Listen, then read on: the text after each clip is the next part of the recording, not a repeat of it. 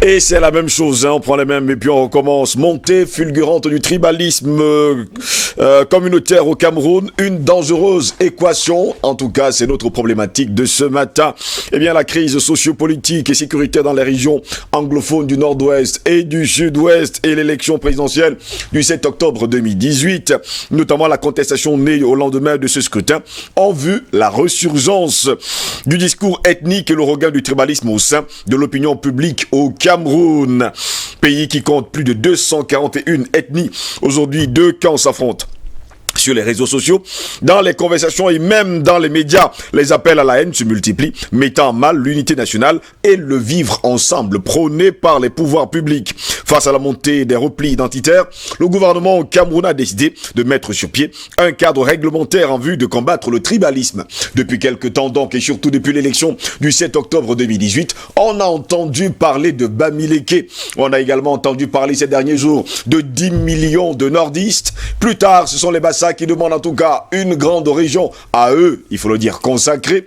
On a également de l'autre côté les Ekans qui sont également sortis. Et sur le coup, on se pose bien la question de savoir qu'est-ce qui est en train de se dérouler sur le triangle national camerounais. Et justement, nous nous demandons, n'est-ce pas là une équation dangereuse? Si tout le monde se levait pour réclamer à corps et à cri une région, pour réclamer à corps et à cri qu'il ait une ethnie à être reconnue d'ailleurs sur le triangle national camerounais, je me tourne vers Bertrand Datinda ce matin. C'est déplorable et c'est relativement assez malheureux. Mais il faut dire que l'origine de cette histoire, pour ne pas aller très loin, on avait déjà vu ça en quelque sorte dans les années avant l'indépendance. Parce que le gouvernement d'André-Marie Mbida tombe, le président Idjo est vice-premier ministre, ministre de l'Intérieur. Il rassemble au sein, comment je vais dire, que de l'Assemblée législative du Cameroun, en fait, les députés du Nord. À l'époque, c'était le Grand Septentrion, qui partait, comment je vais dire, de l'Adamawa jusqu'à la région du lac Tchad. Il fait tomber le gouvernement d'André-Marie Mbida. Sauf que qui était derrière? C'est la France qui était derrière. C'est la France qui était derrière. Donc, André-Marie Mbida devenait, comment je vais dire, assez dur. Et surtout, il discutait avec l'UPC. Il trouvait que certaines revendications de l'UPC étaient recevables. Et la France se disait, quelqu'un comme ça, s'il arrive au pouvoir, il peut avoir une jonction, c'est-à-dire avec les têtes fortes de l'UPC. Et pourquoi pas être mis en minorité même par l'UPC, vu que l'UPC est avec le peuple. Donc, à partir de ce moment-là, on va jouer sur la fibre tribale, c'est-à-dire on va diviser les Camerounais. Et ça, c'est la France qui a parrainé cette histoire. Et c'est comme ça que véritablement on fait tomber son gouvernement, le président Idjo arrive au pouvoir. On va vivre aussi au cours de, comment je vais dire, la mise sur pied de notre État, de ce qu'on va appeler l'équilibre régional. Qui n'est pas une mauvaise chose en soi. N'est-ce pas là également une autre injustice? Vous ne gérez pas un pays comme le Cameroun sans tenir compte de l'équilibre régional. Vous ne gérez pas un pays comme le Cameroun sans tenir compte des grands équilibres. Sans tenir compte des grandes familles. Ben oui, on peut le dire, c'est malheureux. C'est-à-dire qu'une famille comme la famille Aïdjo, une famille comme les familles de certaines faunes, une famille comme la famille, comment je vais dire que du sultan Bamoun, une famille comme des grandes familles, des grandes chefferies à l'ouest du Cameroun, comment je vais dire au nord, les Lamido, Ayatou, toutes ces grandes familles-là, vous ne gérez pas le Cameroun sans tenir compte de ça. Ceux qui vous le disent, que si j'arrive au pouvoir, je m'en fous éperdument de cette histoire. Le mérite, une fois que quelqu'un est très bon, quitte à avoir 200 ministres et 200 ministres d'un même village, ce sont des démagogues. C'est un mensonge. Ailleurs, ça a tenté d'être fait, guerre civile, immédiatement. Même des choses. Sauf que, cet équilibre régional, qui dans le fond n'était pas mauvais, qui devait permettre relativement à équilibrer, comment je vais dire que le Cameroun, en termes de ressources humaines, en termes de capacité de ressources humaines et de développement, a été utilisé à mauvais escient. Ça, il faut le dire. L'autre chose qui arrive, c'est ce qu'on va appeler les grandes batailles. La grande bataille de liberté au Cameroun des années 90. C'est là où le tribalisme va être utilisé, comment je vais dire que, à des fins relativement très malhonnêtes et dangereuses. C'est-à-dire les hommes politiques vont porter le tribalisme sur la place publique. Les hommes politiques vont utiliser le tribalisme pour s'imposer. Vous vous souvenez, à une époque ici, il y a eu ce qu'on avait appelé la Sainte Trinité. La Sainte Trinité. C'était 3 journaux. Je ne donne pas les noms, véritablement, qui faisaient la pluie et le beau temps. Et en fait, leurs victimes n'étaient pas désignées au hasard. À partir du moment où vous vous opposez à certaines démarches, à partir du moment où vous questionnez les comportements de certains hommes politiques, ils vous livrent à la mort, sans vous donner le droit de vous défendre. Vous livrez à la mort. Il y aura dans ce pays ce qu'on va appeler les villes mortes. Ouais. Il fallait imposer au gouvernement, effectivement, aussi d'évoluer sur certaines questions. C'était pas mauvais. J'ai participé à l'étranger aux villes mortes. Je n'étais pas participé. Ce qui était embêtant dans les villes mortes, c'est que certains utilisaient les enfants des autres. Le sacrifice n'était pas pareil. Le sacrifice n'était pas pareil. Une cause est juste quand tout le monde se sacrifie de la même façon. Moi, je ne peux pas me sacrifier. Je prends les balles, je prends les gaz lacrymogènes, je prends la prison. Mais vous, monsieur Ngos, vous gagnez de l'argent. Vous gagnez de l'argent, c'est plus la cause. Et la première personne, c'est-à-dire qu'il y avait une voix qui portait, qui va véritablement faire cette remarque et dit que même ce sacrifice-là, est-ce que même on ne peut pas évoluer? Est-ce qu'on ne peut pas évoluer? C'est la Piro de Banga, paix à son âme. On va le livrer à la mort. Il n'aura pas le droit de se défendre. On va déformer ses propos. On va le diaboliser. Ce qui fait que, en fait, ces jeunes qui étaient manipulés, qui ne comprenaient rien, qui étaient les dindons de la farce, vont véritablement s'attaquer à la personne physique de ce monsieur, à son intégrité physique et, comment je vais dire, à ses biens. Pourtant, quelque temps après, l'histoire va lui donner raison. Est-ce que les gens ne négociaient pas en dessous de cette affaire? Est-ce que les gens n'ont pas gagné beaucoup d'argent? Est-ce que les gens n'ont pas agité les peuples sur la base du tribalisme? Comment cette histoire va finir? Comment cette histoire va finir? Certes, on va aller à une tripartite, mais ce n'est pas tout à fait la tripartite qui a fait. Les dessous de la tripartite. J'ai la chance de discuter aujourd'hui, effectivement, avec des témoins vivants. Eh bien, ils vous racontent aussi les dessous de la tripartite. Qui peut nier que beaucoup d'enveloppes n'ont pas circulé? Des enveloppes qui venaient de qui, d'ailleurs? Des enveloppes qui venaient véritablement, en fait, du pouvoir dominant, qui avait besoin, en fait, de domestiquer cette contestation légitime. On ne pouvait plus continuer à évoluer comme ça, où les Camerounais ne pouvaient pas s'exprimer. D'ailleurs, c'est la raison pour laquelle moi, dans mon engagement politique, jamais je vais avoir un propos déplacé aux aînés, en fait, qui se sont battus avant moi sur le plan politique dans ce pays. Jamais je vais avoir un propos déplacé. C'est-à-dire qu'on peut être en désaccord sur le plan politique, et j'ai beaucoup de désaccords avec certains, mais j'ai du respect pour eux. C'était pas évident. Je peux dire que moi j'étais un privilégié parce que j'étais ailleurs, je vivais tranquillement, je faisais mes petites études tranquillement, pendant que véritablement des enfants se sacrifiaient ici et des hommes politiques se sacrifiaient. Mais derrière ça, il y avait des cupides. Et c'est pour ça aussi que ce qu'on va appeler l'union pour le changement, la coordination, qui était partie d'une bonne idée, et donc dans laquelle les UP6 vont jouer un rôle majeur, et tout, n'a pas très bien marché. Parce qu'entre eux, effectivement, ils vont se doubler. Pourquoi? D'ailleurs, conséquence de ça, le peuple donnera la majorité à cette opposition-là. Comment ils vont gérer cette majorité? Comment ils vont gérer ce gain? Justement. Ils avaient qu'à faire une déclaration de politique générale et dire au président Biya, voilà le nom de ton premier ministre. Aussi simple, c'est-à-dire que aller même à Commando Bar, on leur refusait toutes les salles, ils allaient s'asseoir à Commando Bar, ils faisaient une déclaration de politique et dire à M. Biya, voilà le nom du premier ministre. Le président de la République n'avait pas d'autre choix que de nommer ce premier ministre. Comment ça va finir?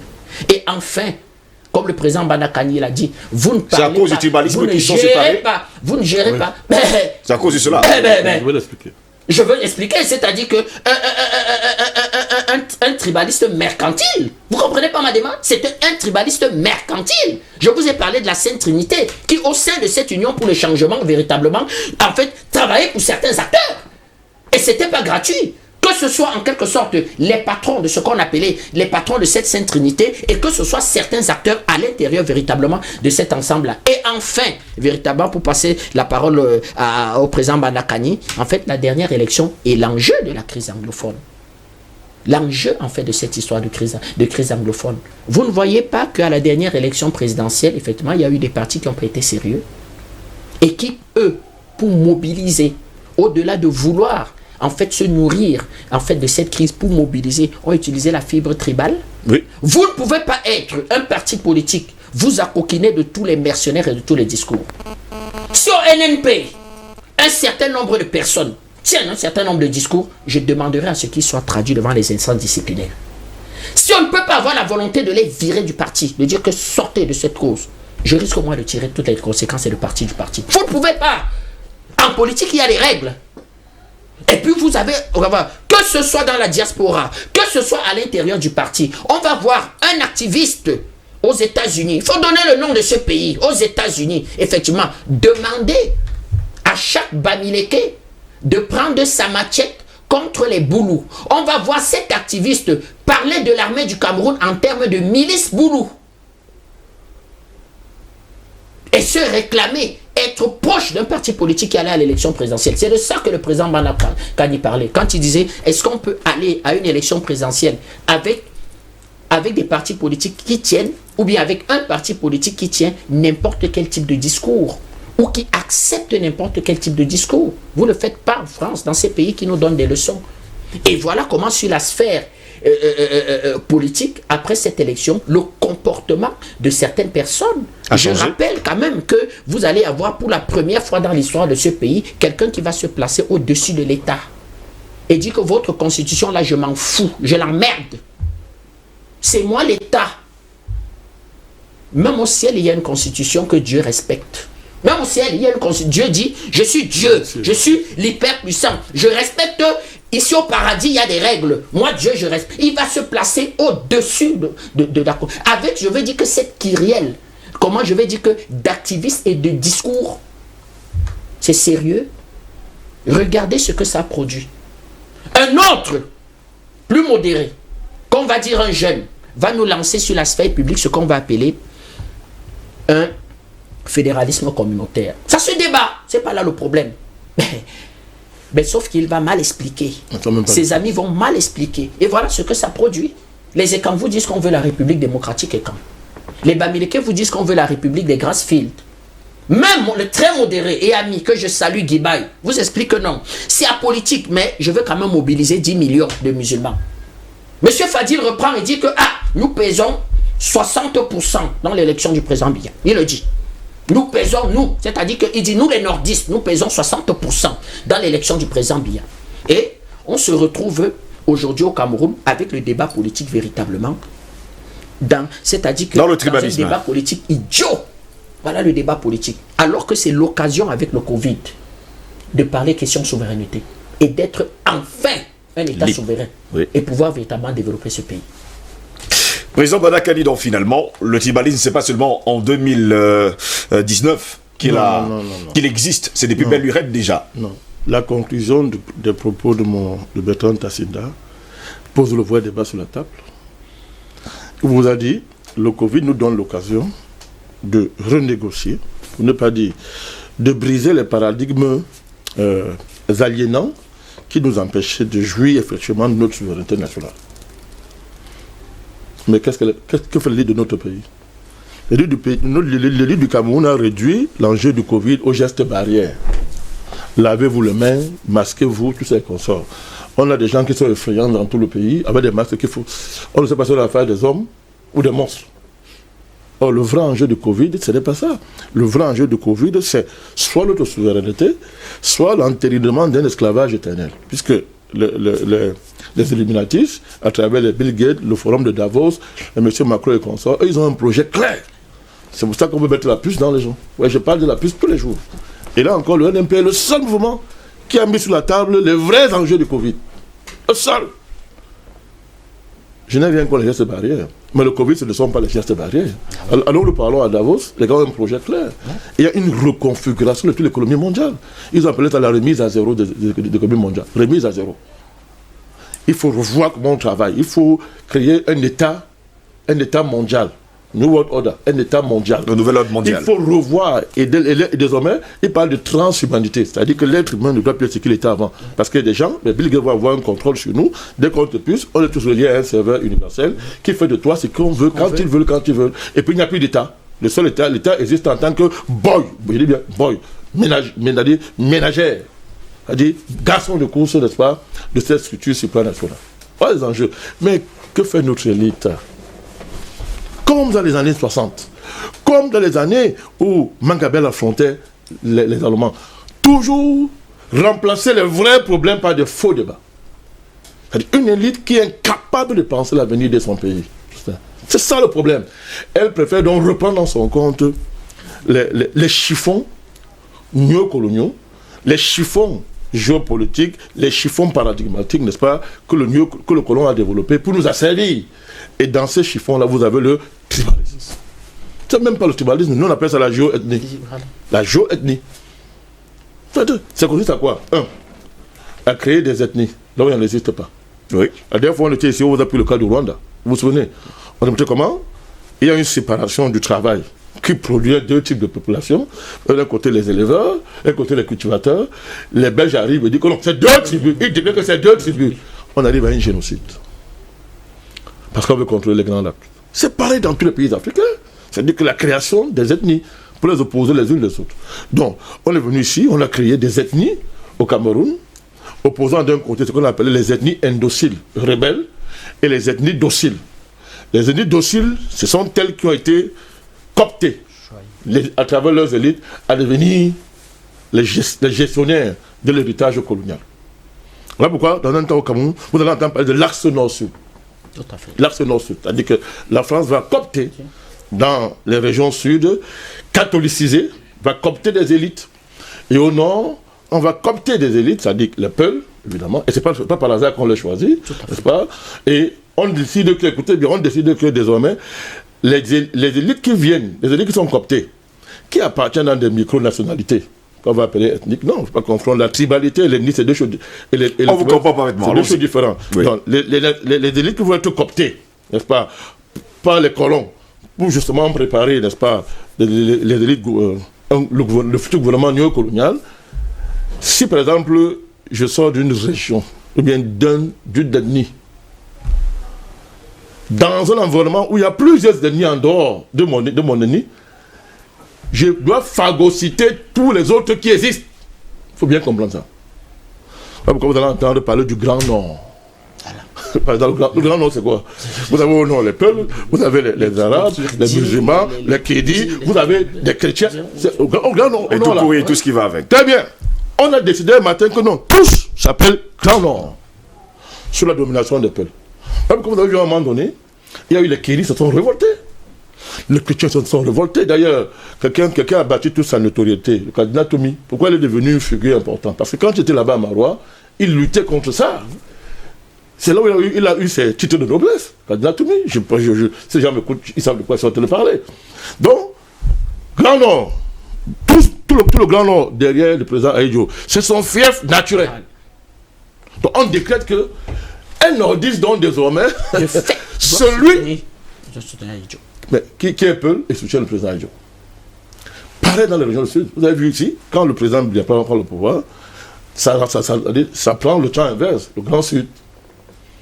Le Grand Sud, c'est-à-dire on crée une ethnie, une grande ethnie, où maintenant les concepts des camps, vous comprenez ce que ça veut dire. Donc, quand on remonte, on va créer, on va mobiliser une mythologie originelle autour d'un supposé ancêtre originel qui est censé fédérer tous les peuples qui sont de ce terroir-là, indépendamment des diversités cosmologiques, cosmogoniques qui existent là-bas. Il faut fédérer, on va gommer la diversité par un décret pour créer les grandes ethnies. Pareil dans la zone anglophone. On nous a créé une ethnie qu'on appelle anglophone dans ce pays. Ah oui. Ça n'existe pas. Même un peuple, le peuple. On a créé une ethnie anglophone. On nous a créé un peuple qu'on appelle peuple anglophone. Dans ce pays. Oh, là-bas, vous avez les Bamzeke, vous avez les gens du littoral, vous avez les Bassa, vous avez les Bamoun. Non. On a créé ça d'un trait. Mon cher Ngo, pour créer un peuple anglophone. Oh, quand vous allez là-bas, vous voyez les Bakweri vous disent que monsieur, nous ne sommes pas comme les autres là. Les Banso, tous ces peuples qui sont là-bas dans ces deux régions-là, vous dites que mais nous avons notre personnalité historique, on est là. Dans le nord-ouest, là, tous ces chefferies-là, ils ont les personnalités historiques là qu'ils assument. Mais pour les besoins de la cause politique, on a gommé ça d'un trait. Bim! Je suis anglophone. C'est ce que Bédard est en train de dire. C'est ça qu'il parle, n'est-ce pas, lorsque il commence cette affaire.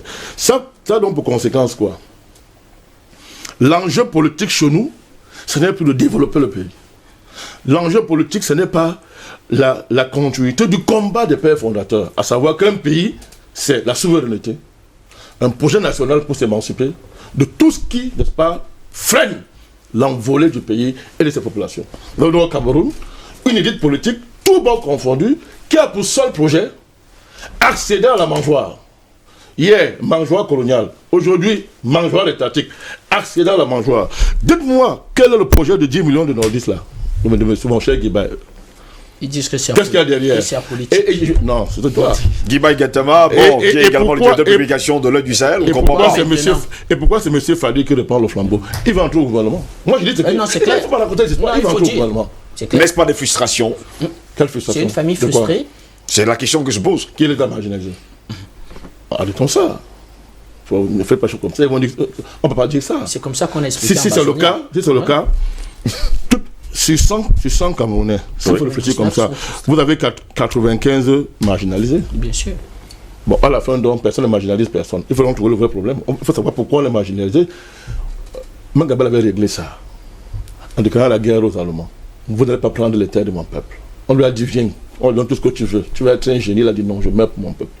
Les Mater Paul Samba, tous ces héros dans toutes les régions du pays qui ont affronté l'Allemagne, étaient parce qu'ils avaient compris que le seul facteur de marginalisation, c'est l'occupation étrangère.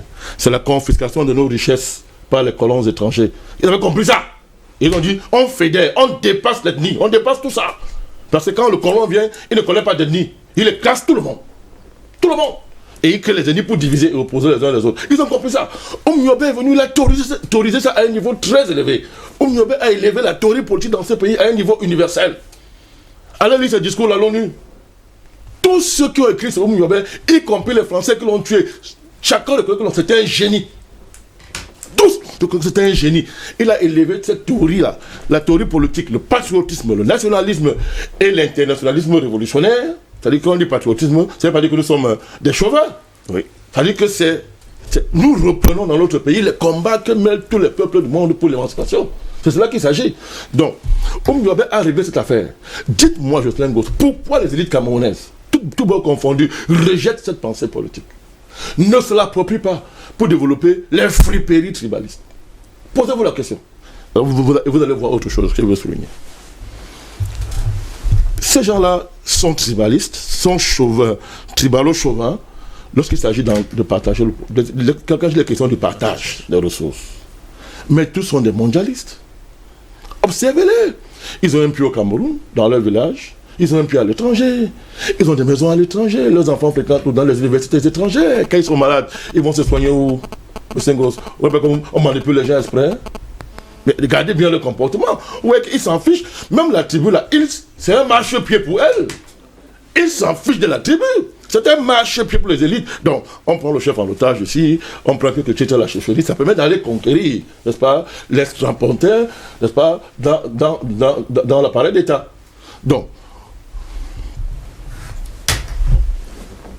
nos chefferies, nos tribus, parce que être contre le tribalisme n'est pas dire qu'on est contre les tribus. Ça n'a rien à voir. Le tribalisme, c'est une chose. C'est la volonté d'instrumentaliser la tribu dans l'optique, ce qu'il vient de vous démontrer, pour des fins minables, pour des fins purement domestiques. Mais la tribalité, la tribu, mon Dieu, c'est une valeur extraordinaire.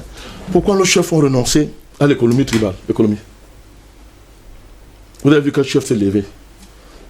Quand ils font très insulte le président, il dénonce, il y a même un pour qui j'avais un respect extraordinaire. Je continue à le respecter parce qu'il est chef d'une grande communauté, le sultan Bamou. C'est un patriarche, j'ai le respect pour lui. Mais c'est quelle revendication ça de la part du représentant d'un si grand royaume qui a marqué l'histoire, qui a eu à sa tête un des plus grands génies de l'histoire mondiale, qui était en train de faire la synthèse entre le christianisme, l'islam et les religions africaines. Je parle de Sultan Joya. En dehors d'avoir inventé l'écriture. C'est grand. Le sultan Maman Joya, pour qui? C'est un papa pour moi, je l'appelle papa, un patriarche. En Afrique, on respecte les patriarches. Il vient à la réunion, il dit, tout ce qu'il réclame, c'est qu'il faut la démocratie, il faut l'alternance. Le sultan oublie qu'il est l'héritier d'un système politique dont il n'a pas à avoir honte. Sa chefferie là. Vous voyez à quel niveau on arrive? Si vous croyez à la démocratie, mais commencez à faire des élections démocratiques à la chefferie. Rayez tout le système de la chefferie traditionnelle et commencez ça va mettre un laboratoire pour étudier comment on va réunir l'alternance néocoloniale chez nous. Réussir ça chez nous. Vous voyez? Pour dire quoi? Pour dire que nos chefferies ont même honte de leur patrimoine. Nous avons le meilleur système politique que le monde ait connu. Donc les chefferies aujourd'hui ne sont que la représentation à un petit niveau parce que quand l'Égypte est tombée, n'est-ce pas? Donc on a perdu le leadership du monde entier. Mais jusqu'à aujourd'hui, en sciences politiques, l'État qui a le plus mis long en termes de stabilité et de durée, c'est l'État égyptien pharaonique. Et les États qui tiennent dans le monde aujourd'hui ont copié ce modèle. L'État iranien, c'est le modèle pharaonique qui copie avec l'islam. Même l'État américain. Donc, allez lire, vous allez voir. Mais les Africains, nos héritiers, nos chefs, n'est-ce pas, nos chefs ont honte de revendiquer, n'est-ce pas, la grandeur de leur héritage politique. Nos universités sont incapables d'aller faire des recherches là-bas pour nous sortir la théorie d'un système politique qui va nous réconcilier avec la modernité tout en sauvegardant nos racines. Incapables. Ils préfèrent être les acteurs du tribalisme pour avoir des postes dans l'administration. Nos chefferies, Jocelyn Goss, non, une tribu, ça sert à éduquer les gens, vous comprenez. Nos chefferies ont honte de notre économie. En Afrique, la terre n'appartient pas à quelqu'un. On ne vend pas la terre. Nous ne sommes pas des capitalistes. C'est la communauté économique. C'est la communauté. On partage les ressources. Oui, qui est des riches. D'accord, ça existe. Mais on s'arrangeait toujours que le riche redistribue. D'ailleurs, c'est parce qu'il redistribuait qu'il avait accès à des titres de noblesse. Oui. Vous comprenez? Pourquoi nos chefferies se taisent? Alors que nous sommes soumis à un capitalisme sauvage, barbare, criminel, anti-humain. Vous voyez? Les voix des bandes ne le font pas. Pourquoi nos chefferies ont de notre culture? La culture, les cultures, ce n'est pas le folklore. C'est comme on voit mes frères savoir aller faire tous les années au bord de Vouri. C'est pas sa culture. Il faut arrêter ça. Pas les grimaces qu'on va faire chaque année, les gens, festival de tel, festival machin de terre, festival pour bâtir. C'est pas ça la culture. C'est pas ça la culture. C'est plus sérieux que ça. Où sont nos valeurs spirituelles? Pourquoi nos chefferies ne valorisent pas nos valeurs spirituelles? Pour faire un véritable dialogue avec ce qu'entre guillemets on appelle les religions étrangères. Pourquoi? Vous voyez, tout ça on tait. Le seul débat tribal chez nous dit c'est que non, nous on veut une grande religion pour nous. Nous dit qu'on veut ceci pour nous, on veut ça pour nous. Le Cameroun gagne quoi dans tout ça? Nous devons rénover notre économie. Oui. Maîtriser notre économie. Nous devons faire la révolution scolaire et éducative pour que désormais les savoirs scolaires servent à développer les potentialités de notre pays et de l'Afrique. Il faut sauver l'humanité du danger de Bill Gates et les Illuminati qui veulent tous nous pousser. Il faut refaire un système international nouveau. Vous savez très bien que le traité Germano-Douala, si on prend ce cas-là, mais c'est un chef-d'œuvre en matière de droit universel. Les gens ne le savent pas. C'est-à-dire, pour la première fois, nos chefs à l'époque ont roulé les Allemands dans la farine. Ils n'ont rien compris dans le traité. Pour la première fois, c'est-à-dire que l'ONU là, c'est ce qu'on appelle l'organisation internationale, mais c'est né ici. Le traité Germano-Douala est la première matière d'une organisation juridico-internationale. Les gens ne le savent pas. Où sont nos universitaires pour valoriser le traité Germano-Douala? Les Allemands étaient tellement perdus que pour seule réponse, il fallait amener la violence coloniale. Commencer à massacrer, à tuer les gens. Allez, ce traité, qui fait l'exégèse de ce traité? Qui essaie de remettre ça comme source dans le renouveau des relations internationales? Oui, on peut mettre le débat, mais nos élites en sont incapables. Qu'est-ce qu'on fait? On préfère faire des choses comme ça. Fédéralisme communautaire, n'importe quoi. Ça veut dire quoi ça? Justement, c'est pas mal. Donc, les enjeux sont clairs. Les histoires des camps, de Bassa, tous ces consorts, vont aboutir à une seule chose. Quand toutes les régions du Cameroun auraient fini par faire ça, pour vous dire que c'est de la folie. Qui va finir de faire ça? Qui va arbitrer alors? Qui va arbitrer pour savoir qu'est-ce qu'on fait? Vous voyez? Soit c'est l'État. N'est-ce pas ça? Soit c'est l'État. Donc, vous reconnaissez qu'il y a un État, c'est pas tribal. Il a pour nom quoi? L'État camerounais, la Camerounité. Pourquoi aller faire un chemin qui est déjà réglé? Pourquoi faire un chemin qui est déjà réglé? La solution est là. Je parle de Oumyobé, de Bangabel. La solution est là. Et à l'heure actuelle, les mariages les mixages, les mariages, comment on dit ça? Les mariages internes, ça démontre que, dans la réalité, la Camerounité est en train de prendre le pas sur la tribalité. Et que les combats comme ceux-là sont des combats d'arrière-garde, sans avenir. Parce que tout ça, soit ça renforce l'État qui est en place. Pourtant on vous dit qu'on le combat. On vous dit qu'on lutte pour la démocratie. On vous dit qu'on lutte pour le changement. Mais tout ça, ça renforce qui? Justement. Ça renforce qui? C'est la grande interrogation justement que nous également nous posons. Bertrand Tatina, pendant ce temps, c'est la population, c'est le peuple camerounais qui trinque. Parce que lorsqu'on commence ce tribalisme, à la place de nous faire grandir, il nous fait plutôt regresser. Ben oui, c'est le peuple qui trinque. Et j'ai aimé la démonstration du président Banakadi, surtout quand il a abordé la question économique. Eh ben, vous savez aussi qu'on va poser à notre État, en fait, comment je vais dire que sa forme unitaire dans une mondialisation criminelle. Ben ouais, dans une mondialisation criminelle. Et on va se mettre à faire, entre guillemets, sans être souverain, une économie, de l'économie villageoise, de l'économie primaire. Ça va aboutir, comme il a dit, à des élites qui ne vont pas réfléchir et qui vont fuir un certain type de combat. Comment est-ce que vous pouvez être dans un pays comme le Cameroun, désagrégé en économie, vous explique que faire son économie, être un compte d'opération, c'est bon pour vous. Désagrégé en économie. Mais moi j'explique, c'est bien, il faut désagréger. C'est très bien. Mais il faut quand même un certain type d'agrégé. Pour moi, l'agrégation, ça dit qu'un certain niveau d'études, c'est la vérité. C'est-à-dire que j'appelle ça la vérité. Ce n'est que ça d'ailleurs. Donc, vous ne pouvez pas le dire. Pourquoi il le disait? Uniquement pour avoir des positions de pouvoir. J'ai l'habitude de dire qu'il y a ce qu'on appelle des agrégés du décret. Mais il a fallu un monsieur Tchoudian Poemi. Donc, personne aujourd'hui ne se met face à son livre et ne le démonte. Personne ne démonte le livre de monsieur Tchoudian Poemi, qui expliquait que mais ce n'est quand même pas possible ça. Et voilà comment, effectivement, des économistes vont l'expliquer au peuple. Et qu'est-ce qui va se passer? C'est-à-dire que ce statut, oui, ces économies, ils vont dire, vous avez de la stabilité monétaire. Mais dans un océan de misère. Ça veut dire quoi? Ça veut dire quoi? Dans un océan de misère. Deuxième des choses, eh bien, les grandes familles ne sont pas tribalistes entre elles. Oh, si un milliardaire, fils d'un milliardaire Bamileke, va courtiser la fille d'un milliardaire Fulbé, le mariage se fait. Si un milliardaire Ekan voit sa fille vouloir aller se marier dans la famille, comment je vais dire, d'une grosse bourgeoisie de l'Ouest, le mariage se fait. Vous voyez une fois encore de plus qu'on utilise les peuples, les populations, en quelque sorte, pour soit ses positions économiques, soit pour arriver au pouvoir. On ne va pas indexer certaines personnes ici. Mais je vous rappelle qu'à l'ouest du Cameroun, vous avez des maisons où vous ne frôlez pas le portail. C'est-à-dire dans le type de construction un peu comme celle du Nord, ce qu'on appelle les sarrés. Où le type chez lui, il a son bonheur chez lui. J'ai souvent pris l'exemple d'un village ici, vous avez beaucoup rigolé, Toukombéré. Il y a des sarrés à Toukombéré. N'importe qui n'y entre pas. N'importe qui n'y entre pas. Donc, c'est une élite qui ne veut pas affronter les vrais combats. Elle ne se mobilise pas pour des vrais combats. On dit oui, le président ne nous a pas sorti du franc CFA. Le président n'est pas économiste. Il a fait de la science politique. S'il était inondé, de rapports, de démonstrations économiques, d'encouragement, même de pression pour sortir du franc CFA, eh bien, effectivement, il serait peut-être sorti du franc CFA. C'est-à-dire qu'un pouvoir, c'est un système. Oui. Mais malheureusement, les gens sont à côté de lui, effectivement, avec des motions de soutien et avec ce qu'on va appeler les mémorandas. Les mémorandas. Eh bien oui, le mémoranda de l'extrême nord, le mémoranda de la Damawa, le mémoranda Bamileke, le mémoranda. Et une fois de plus, dans ces mémorandas-là, on va instrumentaliser les peuples. Et ceux qui vont porter les mémorandas, qu'est-ce qu'ils deviennent?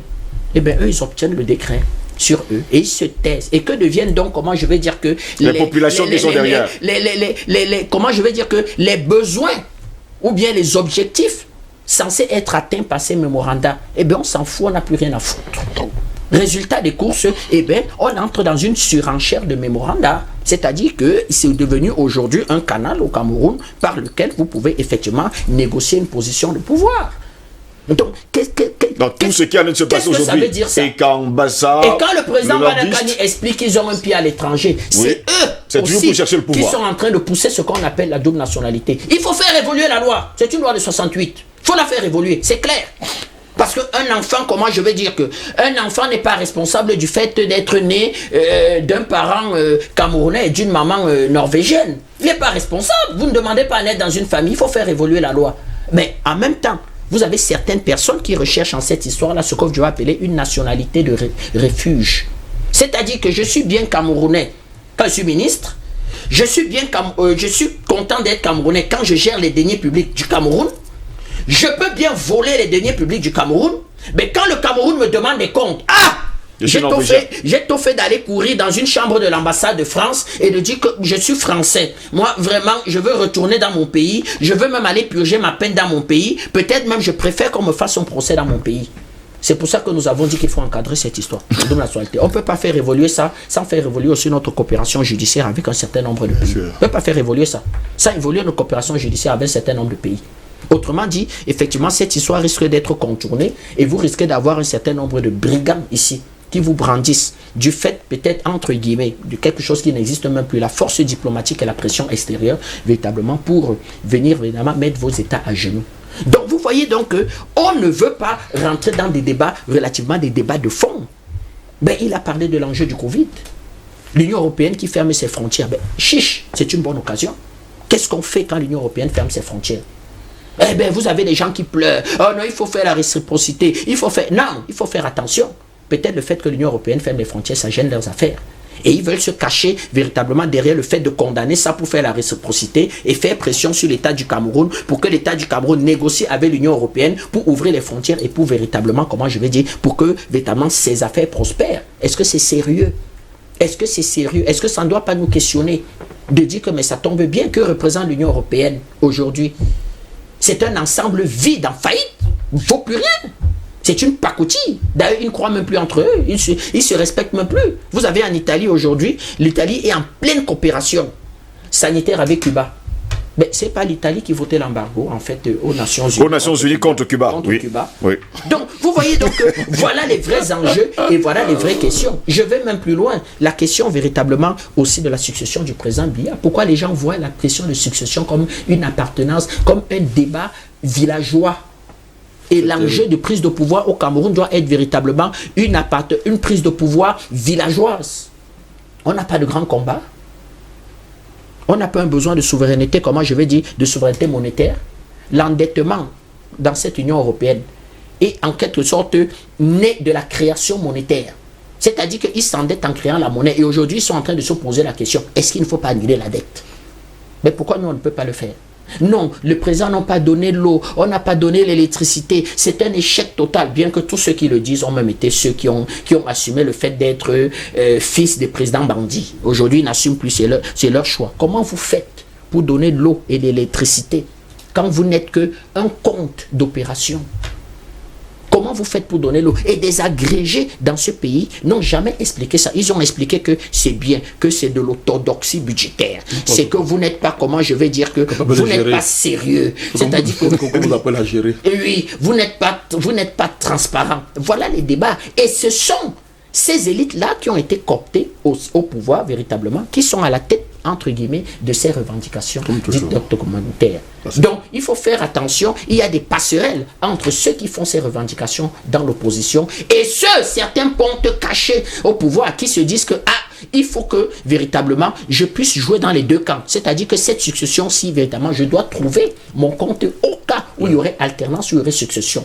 Et je fais semblant ici de dire que je suis très fidèle, je signe l'émotion de soutien, et la nuit, j'agite véritablement mon village et je soutiens un certain nombre de revendications villageoises et idiotes. Voilà là où le débat au Cameroun en est réduit. Quand nous, véritablement, NNP, on va poser ces questions et dire que est-ce qu'il est question de pucer un homme, de pouvoir commander même vos envies sexuelles, décider que je ferai de M. Jocelyn Ngoz un homosexuel, je veux faire de M. Ngoz un alcoolique et en même temps je contrôle l'industrie de l'alcool, je fais de toi un alcoolique et tu pars acheter de l'alcool, tu m'enrichis moi dans l'industrie de l'alcool. Voilà ce qu'un petit voyou, un petit bandit comme Bill Gates a comme projet. Pourquoi une nation ne réfléchit pas et dit oui, certes, comme certains appellent les petits partis, ce petit parti pose quand même des questions intelligentes, mais débattons, engouffrons-nous là-dedans.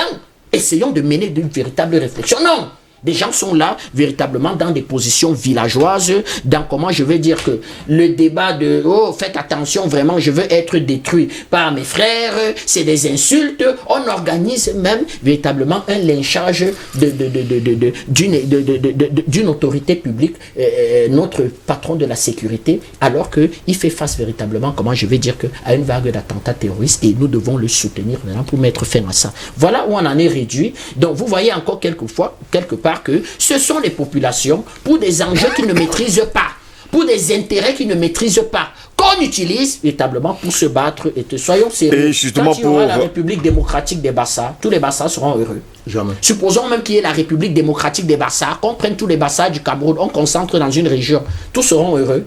Il y aura toujours une élite qui va expliquer que effectivement, vous devez laver mon sol, vous devez laver mes carreaux, pendant que moi, véritablement, je puisse régner sur cette République démocratique des Bassa. Non, c'est relativement idiot, nous n'en sommes pas là, et moi je l'ai toujours dit. Et c'est ça qui est bien, en fait, l'esprit de notre armée. Soutenir et respecter l'État et faire en sorte que l'État n'explose pas. Et Dieu merci, on a un président qui ne s'est laissé enfermer dans aucun lobbying. C'est ça un homme d'État. On ne devient pas chef d'État. J'ai comme l'impression qu'on y naît, on y fait ses classes. Le lobbying tribal, le président Biya ne s'est pas laissé enfermer.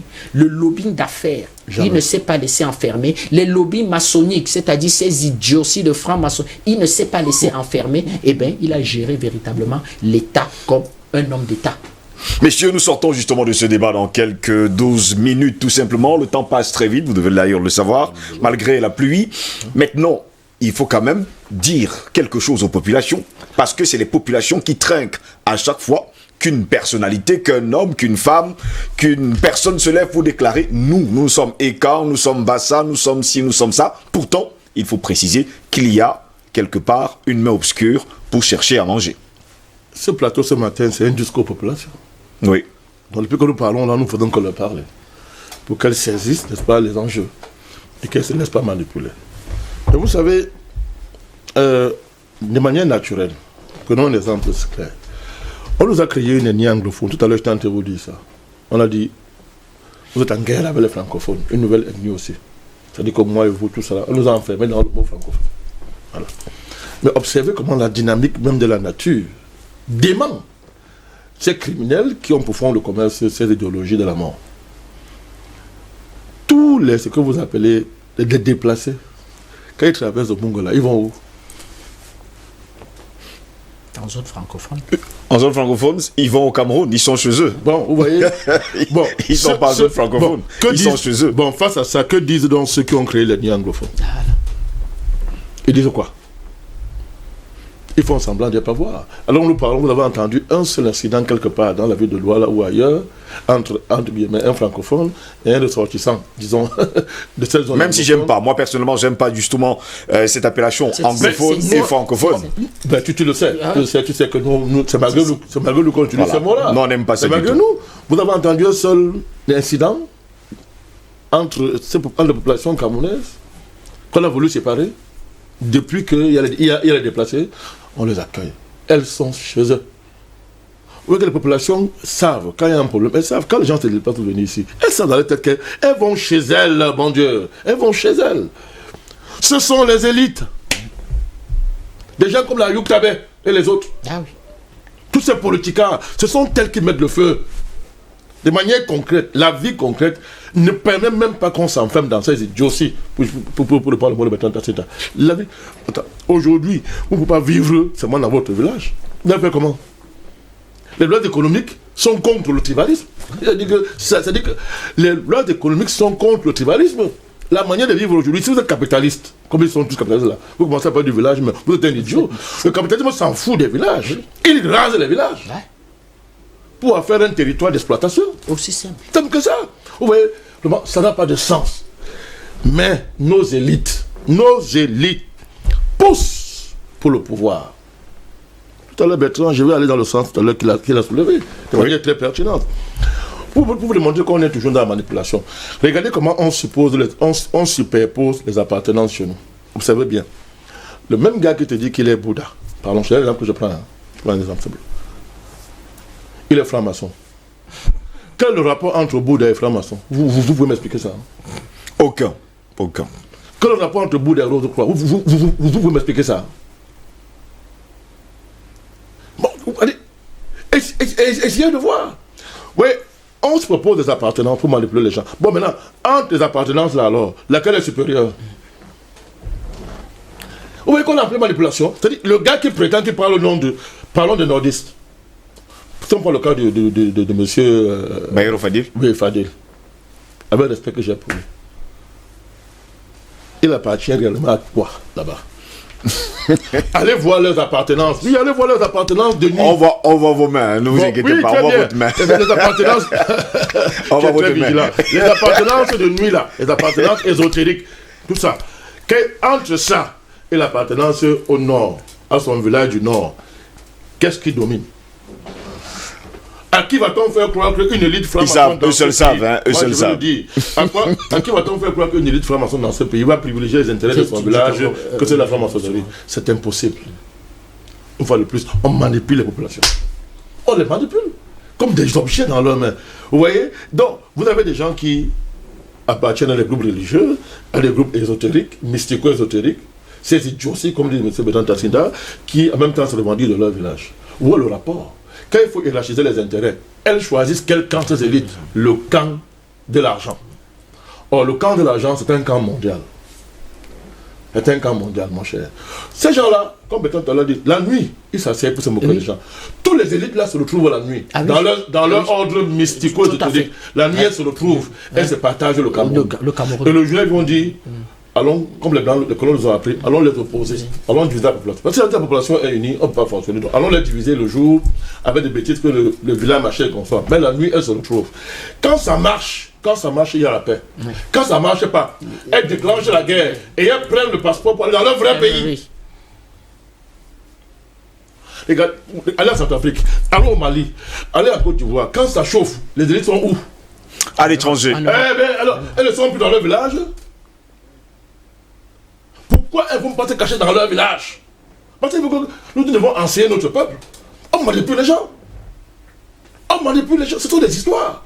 Donc quand ils sont à l'aise, quand ils ont tout confisqué dans le pays, il y a la paix. Ils disent qu'ils parlent de paix, il y a la paix entre eux. Ils vont au village, ils achètent les titres, ils sont forward gap défaut, ils ont des titres, ils distribuent les dons, machin et consorts. Mais quand ça ne va plus, qu'elles sentent qu'elles sont menacées par des révolutions populaires, des changements qui arrivent, elles créent la guerre, elles prennent l'avion, elles vont d'abord se cacher dans leur vrai pays. Allons le parlons. Moi je veux le dire. Le président du SDF, Tchétchène, m'a dit le où? Ça, j'en sais rien, personnellement. Il est aux États-Unis. C'est son village. C'est le village du chairman. Vous savez que je le respecte beaucoup, le chairman. Il a été d'un grand apport dans la démocratie dans ce pays. Mais ok, l'Amazonie, là, ça chauffe, il est où? On se repose dans son village. On ne se repose pas dans un pays d'emprunt. Vous voyez comment on joue avec les populations? On joue avec les populations. Donc, nous sommes là pour éclairer les gens. Tout à l'heure, il vous a parlé de la binationalité. Voilà des gens qui vous revendiquent que non, il faut que l'État accepte la binationalité, la double nationalité. Que notre humain peut avoir même 10 pays en même temps. Il peut pas avoir 4 pays, 100 pays en même temps, d'accord. Jocelyn, moi, je pose une question. On a 2 villages.